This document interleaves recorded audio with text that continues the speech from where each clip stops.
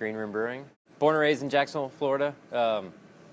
Worked at a few breweries in Florida. Worked at South End Brewery for a number of years, 5 years. Worked for Gordon Biersch at one of their restaurants for 5 years. And then opened Green Room Brewing 2 years ago. Probably average 10 beers on tap at the brew pub or at our pub all year long. Sometimes as much as 16 on tap, but probably an average of 10. The Head High IPA is our flagship beer and my number one beer. It's what I tend to drink pretty much all the time. We tend to focus, a lot on the hoppier side of beers, more hop-forward beers, but then we're really open to experimentation. That's a big part of our concept is a lot of beers, a lot of new beers, trying beers that may or may not come out amazing, but, it's worth a shot to try. We tap a new beer every week, a pilot batch, just coming up with something. Some are off the wall, some are real simple, some come out amazing and some aren't so much. But, the act of trying on those and, learning on those, really allows us to broaden what we do on the bigger system and, move some of those weird one-offs, up into the big system and go from there. I mean, it is, obviously I got control of the brewery as much as I want, but on the other end I have, the whole business side, logistics, accounting to deal with, things I never really had to deal with working for somebody else. But, all in all, it's well worth it.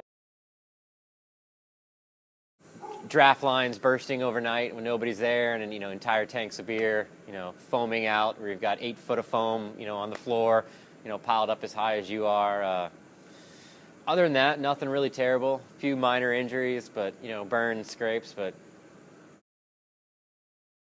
I had a couple people over the years. Ron Rake from Shipyard, now at Cask and Larder, was one of my go-to people for a number of years, still is one of my go-to people. Brian Finstermacher was another one from Southern Brewing Supply, just people I relied on over the years for ideas and help. And volunteer somewhere, go help somebody wash kegs, learn that way, get as much experience as possible. Under as many people as you can too. Everybody does everything a little differently, and you can learn more and more by by following them. There's been such a big push in all the other industries as far as eat local, farmers market, everything like that. I think beers really lag behind on that aspect, and if you're going to go out of your way to source locally produced beef with local greens, why would you sub in then a beer brought in from the other coast or anything like that when you have so many local options? I think Jacksonville's the largest landmass city in the country, so we really not only is Jacksonville considered local for everybody, you get all these subset areas. There's 2 other breweries in town that are 45 minutes away from us. And then there's 2 breweries out here at the beach. I think you get mini localizations as well. So you have the beach local area, you have the town local area, and then it's neat to see the crossover between those. You've got your neighborhood one, and you've got the one that's thankfully a day trip only away or an afternoon trip away.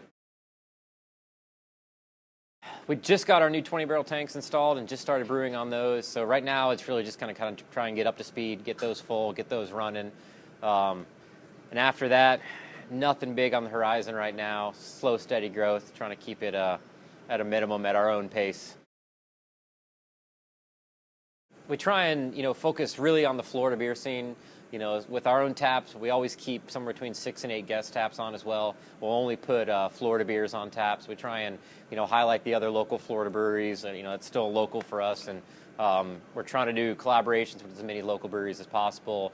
We've done stuff with Bold City, Swamphead, Saint Somewhere, Cask and Larder, Cigar City. We really want to get those interactions going between the local Florida breweries.